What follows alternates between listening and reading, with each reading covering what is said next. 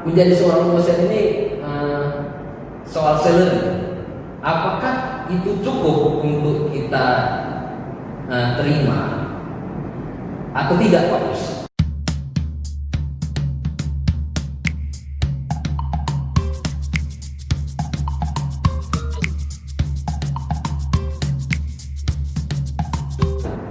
Assalamualaikum warahmatullahi wabarakatuh. Kembali lagi bersama saya Daniel. Sudah lama kita tidak berjumpa. Ya, kali ini konten dari video kita. Di sini saya akan membahas terkait menjadi seorang dosen. Ya, di sini saya bersama dengan Pak Yusrial Tarihoran. Ya. Halo semua. Jadi di sini kita temanya sedikit berbincang bagaimana cara menjadi seorang guru atau dosen. Ya, kita berbagi pengalaman dengan Pak Yusrial. Ya, Oke, baik. jadi agak santai sedikit videonya. Video kita kan bincang-bincang terkait berbagi pengalaman. Ya, Pak Yusrial, sedikitlah perkenalan Pak Yusrial. Oke, baik. Halo teman-teman yang ada di media sosial dan yang ada di dimanapun Anda berada. Ya, perkenalkan nama saya Yusrial Tarihoran. Ya, saya alumni S1 dari salah satu kampus swasta di Medan yang tak perlu saya sebutkan. Kemudian S2-nya juga dari salah satu kampus swasta yang ada di Jakarta. Oke. Ya, terkait menjadi seorang dosen, Pak Yus, apa ini sebenarnya keinginan dari Bapak atau mungkin ada dorongan dari pihak lain? Kenapa Bapak menjadi seorang dosen? Nah, bagus sekali pertanyaannya Pak Daniel. Nah, jadi awalnya itu saya tamat dari S1 keperawatan, saya sempat juga tuh bekerja di salah satu rumah sakit. Oke. Nah, berbekal dari situ saya berpikir bahwasanya bekerja di rumah sakit ini, saya rasa apalagi saya sebagai seorang pria, saya rasa nantinya tidak akan cukup gitu untuk memenuhi kebutuhan di rumah tangga saya. Oke. Karena kan memang laki-laki dituntut untuk harus bekerja keras. Nah, dari situ saya berpikir dan saya melanjutkan pendidikan saya ke S2. Taman S2, saya langsung bekerja di salah satu perguruan tinggi swasta yang ada di Medan. Nah, dari situlah awalnya saya berpikir saya harus menjadi dosen, bukan? Dan ini tidak ada dorongan dari siapa-siapa, memang dari diri saya sendiri. Saya ingin menjadi dosen, yang ingin mendedikasikan diri saya di dunia pendidikan. Jadi tidak ada dorongan dari siapa-siapa. Saya sendiri memang murni saya sendiri, Pak. Karena satu dari dorongan diri, ya, karena ingin juga sharing ilmu dengan orang lain. Iya, benar. Oke, jadi basic ilmuwan Bapak sendiri ini apa, Pak Yus? Nah, kalau saya basic ilmuwan saya sendiri itu keperawatan medikal bedah, Pak. Oke. Di keperawatan medikal bedah, saya mengambil jurusan keperawatan medikal bedah pada saat saya menempuh pendidikan di S2 dengan level pendidikan magister, Pak. Iya.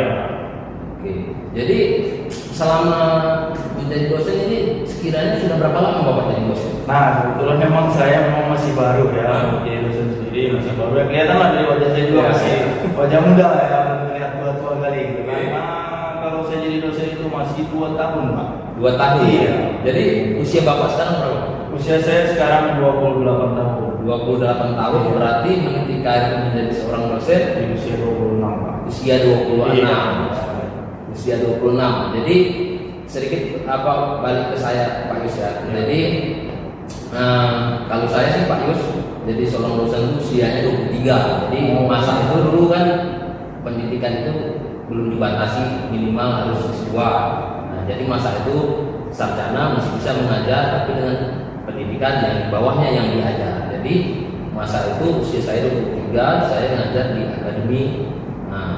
Jadi di level D3, tapi sekarang kita harus mengikuti peraturan ya dari DIPT yang bahwasanya menjadi seorang dosen itu harus S2. Makanya perkembangan juga semakin meningkat seperti itu. Ya, jadi mungkin selama menjadi seorang dosen kira-kira ada yang bisa dibagi, Pak Yus, kesenangan atau mungkin kesulitan yang mungkin kita hadapi menjadi seorang dosen, karena kan menjadi seorang guru itu kan juga tidak mudah dalam mendidik mahasiswa kan? Iya, benar sekali, Pak. Nah, jadi kalau untuk kesulitan sendiri sih selama 2 tahun saya menjadi dosen memang belum ada sih. Ya, alhamdulillahnya itu belum ada kesulitan yang saya temui ya sejauh ini selama 2 tahun. Namun lebih banyak kesenangan yang saya dapatkan selama saya menjadi dosen. Ya, selain dari salary sendiri, ya kesenangan yang saya dapatkan yaitu pada saat saya bertemu dengan mahasiswa mahasiswa, saya bisa sharing ilmu dan mahasiswa juga bisa memberikan banyak masukan kepada saya ya terkait bagaimana sih perkembangan ilmu ini sekarang, karena kan mahasiswa banyak juga itu untuk pengetahuan ya Pak, dan juga kesenangan yang saya dapatkan dari teman-teman ya sejawat saya ya di tempat saya mengajar. Saya banyak mendapatkan kesenangan di situ ya, karena mereka banyak memberikan ilmu juga kepada saya terkait bagaimana sih mengajar di kelas bertatap muka dengan mahasiswa, kemudian sharing-sharing ilmu pengetahuan yang lainnya ya, itu yang saya dapatkan. Jadi sejauh ini masih banyak kesenangan lah yang saya dapatkan. Ya. Jadi kesulitan belum ada nampak. Belum ada Pak, alhamdulillah. Ya, jadi bagi kalian yang bercita-cita ingin menjadi seorang guru atau dosen ya, jangan pikirkan dulu yang negatif-negatif ya. Jalani saja kalau kamu punya niat, kamu sekolah yang benar ya. Moga-moga kamu berhasil, mungkin seperti Pak Yus. Ya, sedikit Pak Yus terkait dalam memberikan pengajaran. Jadi kan tema kita terkait sharing experience. Bagaimana Pak Yus cara menghadapi seorang mahasiswa di kelas gitu? Mungkin kita menjadi seorang bercita-cita mungkin menjadi seorang guru atau dosen, kita kalau mau ngobrol itu di depan kelas itu, di depan orang banyak itu mungkin kita merasa diri kita grogi ataupun mungkin kita merasa kita nggak pede. Bagaimana cara menghilangkan itu Pak? Nah ini memang banyak sekali ya kita dengar ketika kita berhadapan dengan orang banyak, kita berdiri di hadapan umum gitu kan, selingnya itu ya hal yang manusiawi lah kita hadapi. Ketika kita berdiri kita merasa grogi ya. Kalau kita grogi, apa yang kita sampaikan juga ke mahasiswa nantinya akan sulit diterima oleh mahasiswa itu sendiri. Nah jadi tips dan triknya kalau saya sendiri ya, saya pribadi lah yang sudah saya jalankan, yaitu pada awal saya masuk ke kelas ya berhadapan dengan mahasiswa yang awal itu pertama kali saya ini kita harus mengerjakan suasana dulu Pak. Nah jadi dengan bercanda, kebetulan memang saya ini orangnya banyak bercanda juga. Nah jadi di awal saya masuk saya bercanda kepada mahasiswa. Nah pecah suasana, nah disitulah hilang rasa grogi kita. Nah jadi jangan langsung kita masuk ke kelas kita langsung mulai pelajaran, kan biasa seperti itu Pak. Karena belajar juga saya dari dosen-dosen saya dulu pada saat saya kuliah S1 dan S2, ada beberapa dosen yang tidak disukai mahasiswa. Termasuk saya sendiri tidak menyukai dosen itu. Kenapa? Karena dia terlalu kaku. Terlalu kaku. Iya, terlalu kaku Pak. Awal masuk langsung perkenalan, kemudian langsung masuk langsung ke materi ya pembelajaran. Nah itu yang tidak disukai oleh mahasiswa. Nah, jadi belajar dari situ.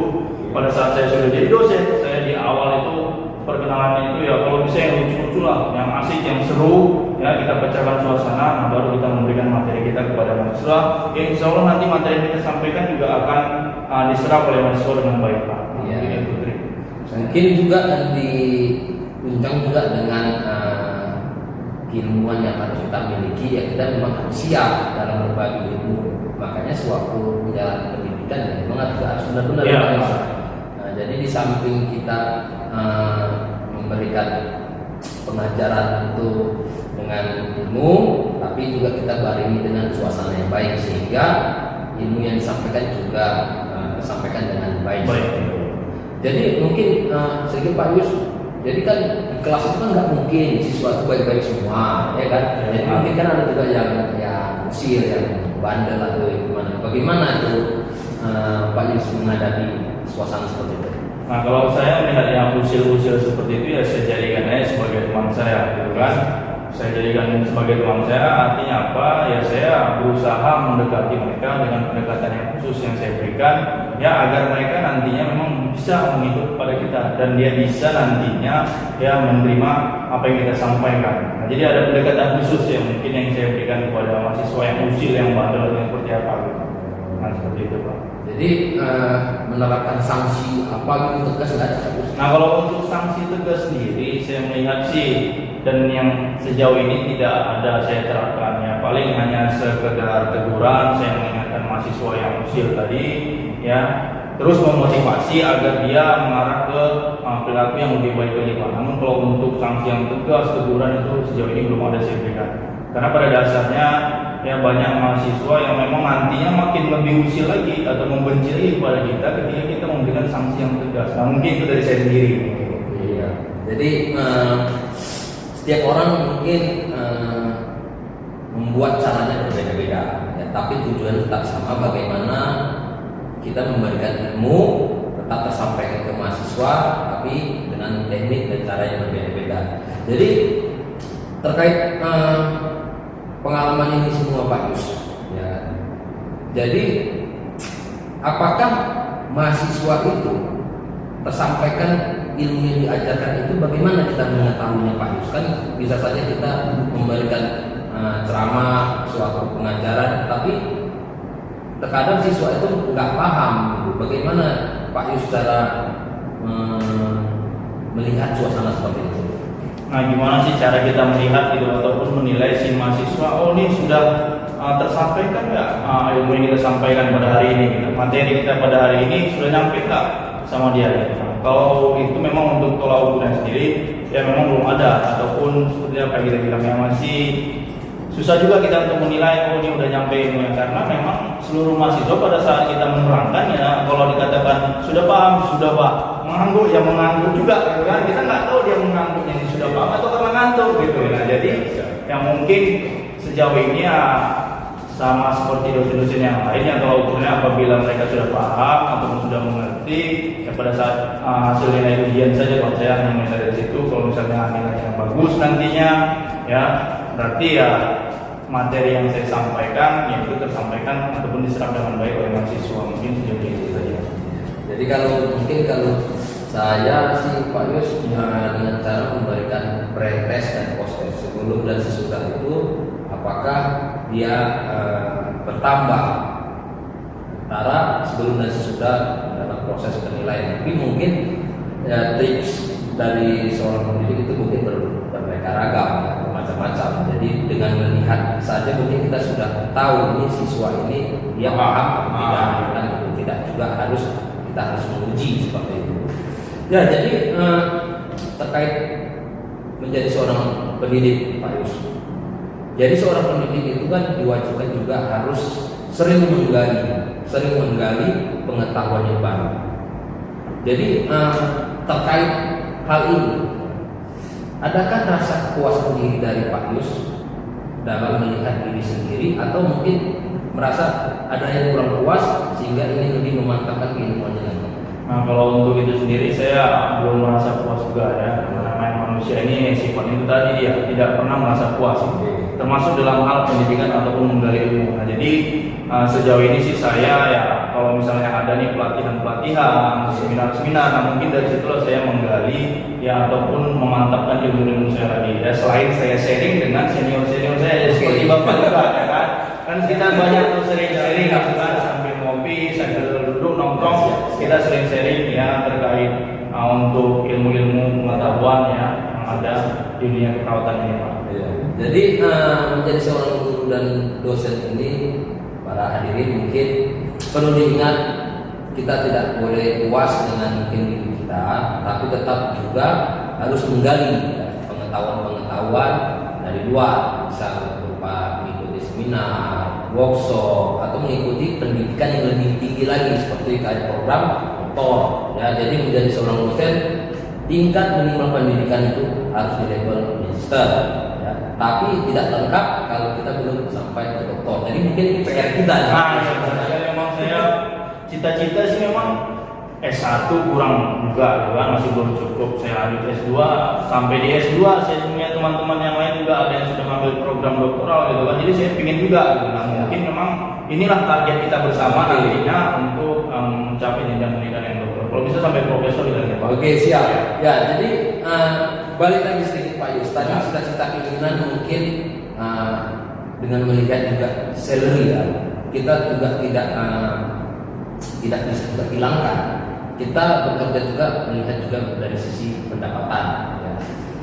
Menurut Pak Yus, menjadi seorang dosen ini soal salary, apakah itu cukup untuk kita terima atau tidak Pak Yus? Terima kasih buat kalian yang sudah subscribe. Gue doakan semoga kalian sehat selalu dan diberikan rezeki yang berlimpah. Amin.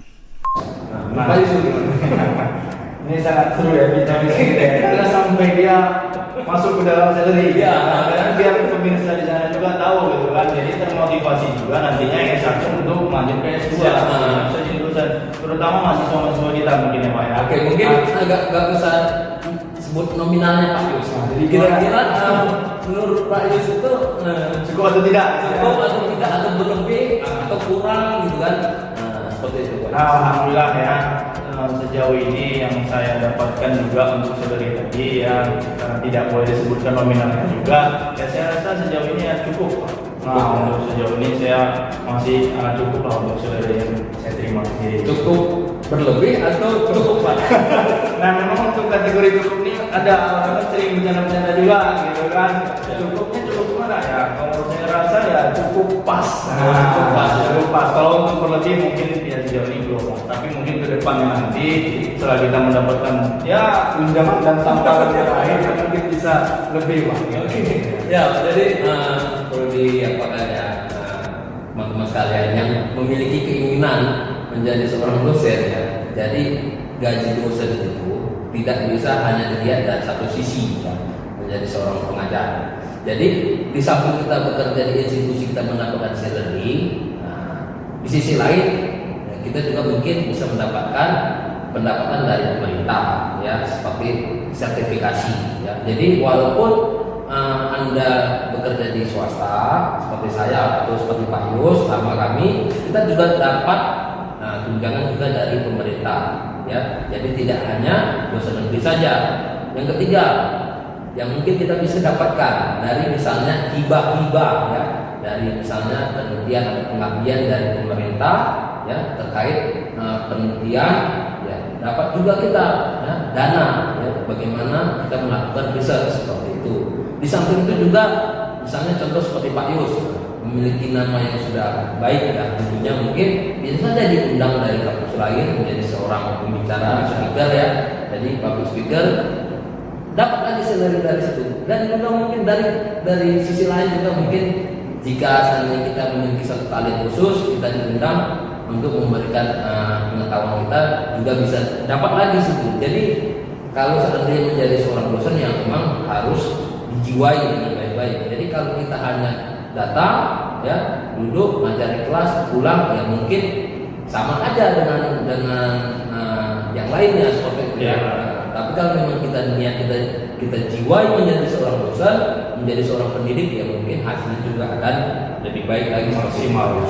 Ya, jadi mungkin sekilas bincang-bincang ini mungkin kita sudahi juga dulu dengan waktu.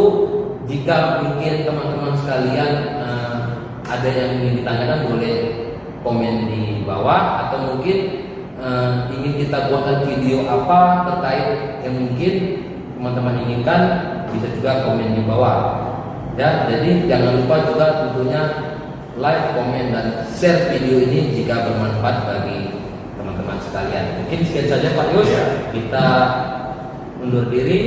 Selamat siang.